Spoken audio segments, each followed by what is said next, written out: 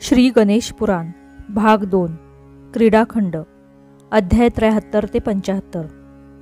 या अध्यायामध्ये सिंधू दैत्याचा जन्म, तपश्चर्या आणि पराक्रम या कथा आहेत। श्री गणेशाय नमः। श्री स्वामी समर्थ। ब्रह्मदेव व्यासांना म्हणाला, हे मुने, त्रेतायुगात सिंधू नामक दैत्य फारच उन्मत्त झाला। त्यावेळी त्याच्या नाशासाठी गजाननाने पुन्हा एकदा अवतार घेतला। ती साध्यंत हकीकत मी तुला सांगणार आहे। त्या समयी मिथिल देशातील गंडकी नगरात चक्रपाणी नावाचा राजा राज्य करत होता। तो धर्मशील, पुण्यपरायण आणि पराक्रमी होता। महान वैष्णव अशी त्याची ख्याती होती। उग्रा ही त्याची पत्नी। ती पतिव्रता स्त्री होती। या दंपतीस पुत्र संतान नव्हते। संतान प्राप्तीसाठी राजाने अनेक उपाय उपचार केले, पण उपयोग झाला नाही। पुत्र नसल्यामुळे राजाला निराशेने ग्रासले। त्याचे राज्यकारभारात लक्ष लागेना। एके दिवशी त्याने आपल्या प्रधानांना आणि काही मान्यवर प्रजाजनांना बोलावून घेतले व म्हणाला, माझ्या नशिबी संततीचे सुख नाही, त्यामुळे मला कशातच रुची वाटत नाही। यापुढे अरण्यवास पत्करून उर्वरित आयुष्य तप साधनेत घालवावे असे माझ्या मनात आहे। मी राणीसह येथून जाणार आहे। माझ्या अनुपस्थितीत हे माझे विश्वासू प्रधान राज्यव्यवस्था पाहतील। तुम्ही सर्वांनी यांना सहकार्य करावे। राजाचा निर्णय ऐकून उपस्थित सभाजनांना अतिशय वाईट वाटले। त्यांनी राजाला परोपरीने समजावले। त्याला थांबवण्यासाठी खूप विनंती केली। योगायोगाने त्याच वेळी शौनक ऋषींचे राजसभेत आगमन झाले। राजाने त्यांची षोडशोपचारे पूजा केली। त्यांचा यथोचित आदर सत्कार केला। त्यांनी राजाची प्रेमाने विचारपूस केली। तेव्हा त्याच्या डोळ्यात अश्रू तरळले। त्याने आपली सर्व व्यथा चिंता त्यांना सांगितली। शौनकांनी त्याला धीर दिला। ते म्हणाले, राजा, निराश कशासाठी होतोस? तुझ्या मनाला आलेली मरगळ साफ झटकून टाक। तू भक्तिभावाने सूर्याची उपासना कर। तुला एक तेजस्वी आणि पराक्रमी पुत्र होईल। येत्या रथसप्तमीला तू सूर्योपासनेचा आरंभ कर। ही व्रत उपासना महिनाभर करायची आहे। व्रतारंभी पुण्याहवाचन, नांदी श्राद्ध, गणेश पूजन, संकल्प आदी गोष्टी करून पुरोहिताचे व ब्राह्मणांचे आशीर्वाद घे। उपासना काळात सुवर्ण कलशावर रविमंडलाची स्थापना करून त्याची रक्तचंदन व तांबड्या पुष्पांनी नित्य षोडशोपचारे पूजा कर। त्याला 12 वेळा प्रदक्षिणा करून 12 नमस्कार घाल। त्या तेजोनारायणाला पुत्रप्राप्तीसाठी मनोभावे प्रार्थना कर। या अनुष्ठानाने तुझे सर्व मनोरथ पूर्ण होतील। तुझे कल्याण होईल। शौनकांनी उपदेशिल्याप्रमाणे राजा राणीने त्या व्रताचरणास संकल्पपूर्वक प्रारंभ केला। ते अनुष्ठान चालू असताना एका रात्री राणीला स्वप्नदृष्टांत झाला। त्यात सूर्याने तिच्या पतीच्या रूपात येऊन तिच्याशी अंगसंग केला आणि त्यापासून तिला गर्भधारणा झाली असे दिसले। वस्तुस्थिती ही तशीच होती। अन्य दिनी हा दृष्टांत तिने राजाला कथन केला व म्हणाली, स्वामी, अनुष्ठान चालू असताना माझ्याकडून ब्रह्मचर्य पाळले गेले नाही, म्हणून हे व्रताचरण पुढे चालू ठेवावे की नाही?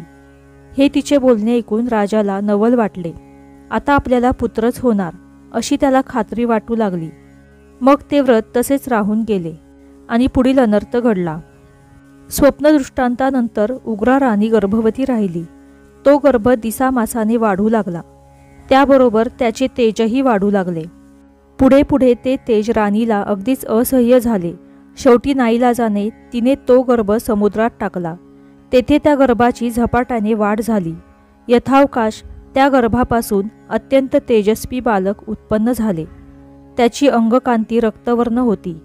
हा चक्रपाणी राजाचा पुत्र आहे हे समुद्राला माहीत होते। त्या बालकाला घेऊन त्याने गंडकी नगर गाठले। ब्राह्मणाच्या रूपाने राजाची भेट घेतली। त्याला त्या बालकाचे जन्मवृत्त सांगितले। तो पुढे म्हणाला, हे राजा, हा तुझाच पुत्र आहे, याचा स्वीकार कर। पुत्रमुख पाहून राजा राणीला परमानंद झाला। त्यांनी नगरात साखर वाटली। राजाने ब्राह्मणांना बोलावून त्या पुत्राचे जातकर्मादी संस्कार केले। 12व्या दिवशी त्याचे थाटात बारसे केले।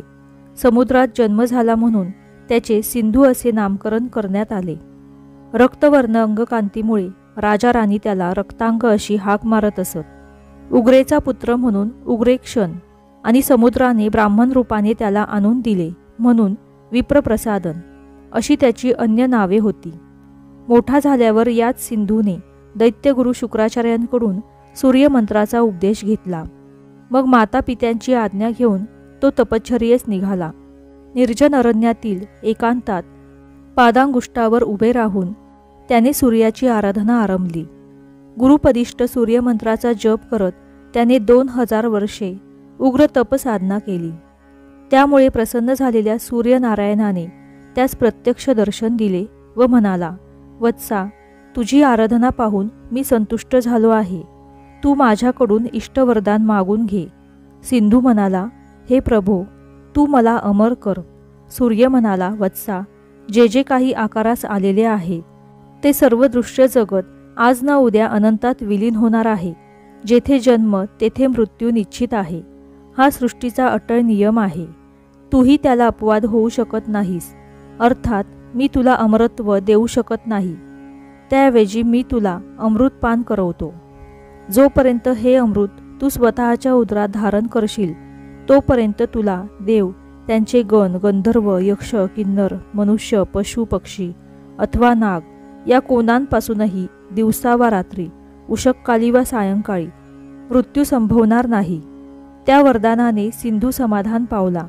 सूर्याने त्याला अमृतपान करवले आणि तो अदृश्य झाला. तपश्चर्येने अपेक्षित हेतू साध्य करून सिंधू आनंदाने स्वगृही परतला. त्याने आपल्या मातापित्याला सर्व वर्तमान सांगितले. चक्रपाणी राजा थकला होता. त्याने एका शुभ मुहूर्तावर सिंधूचा राज्याभिषेक केला. मग वानप्रस्थाश्रमाला अनुसरून अरण्यगमन केले.